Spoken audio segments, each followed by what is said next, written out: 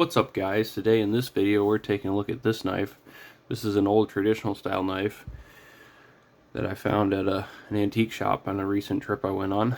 Now, I am in no way, shape, or form a traditional style pocket knife person. I don't know anything about traditional style knives, slip joints, or anything. The only slip joints I really have are a couple buck knives, I got a couple buck 110s, a buck 112, and I've got a couple cameless knives hanging around, but I don't know much about slip joints. I've never been into traditional knives as much. So if you're looking for expertise on traditional knives, this is not the video for you. I'm just here showing off this I found at an antique shop, and it's an old case Granddaddy Barlow. It's a Granddaddy Barlow knife. Here you can see it says case tested XX on the tang stamp there. It's got this long clip point blade.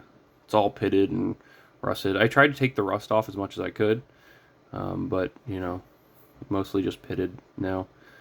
You see there on the bolsters as well, and on the back spring.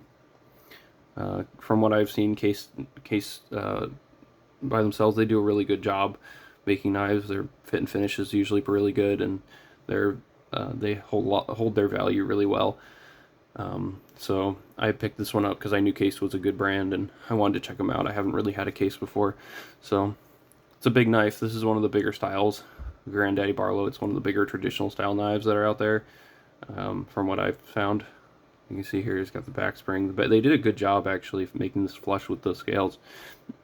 There's no overhang. You see it goes a little bit down here because the blade, there's a lot of wiggle in the blade here. You can tell it wiggles a lot.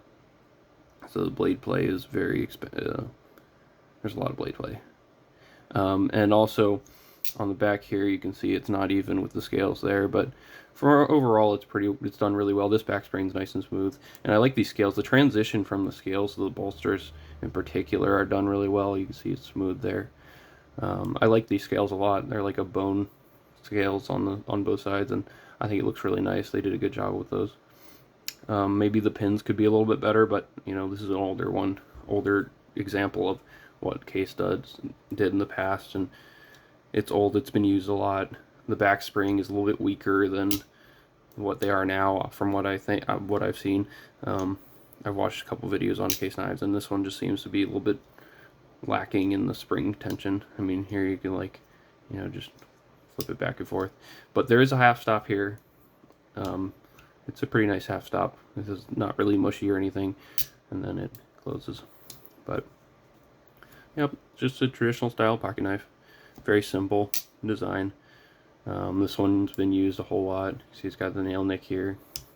It's been used a lot. Blade, I imagine the blade was probably a little bit bigger than it is now. It's probably been sharpened down quite a bit. Not really sure. Let's compare it to some other knives that I have, traditional styles. Got my buck 110 here, and I've got a buck 112 as well compared to that too. So you can see here it's actually longer. This is crazy. It's longer than a buck 110, and longer. Of course, it's longer than a buck 112 too, but it's longer than that. And I believe, let's see, yeah, blade length is actually longer as well. It's got some extra blade there on the end.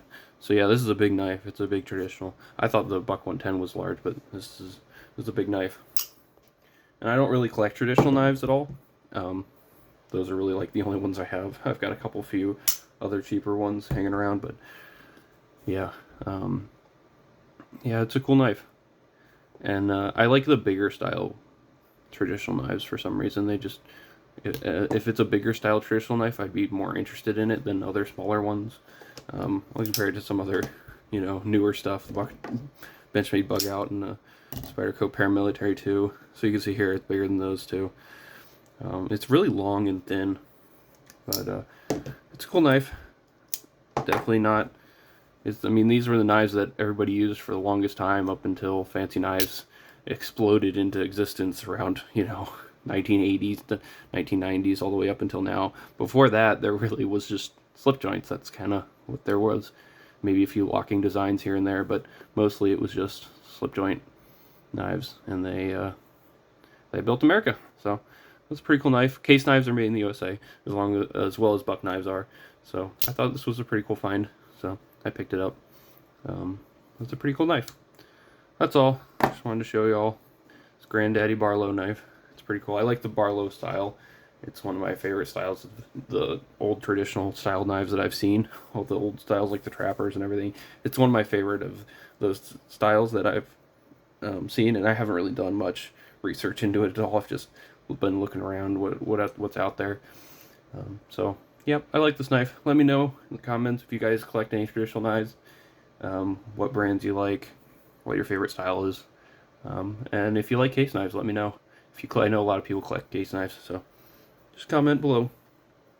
Subscribe to my channel if you want to see more videos. I'll have more coming out in the future. And thanks for watching. Bye.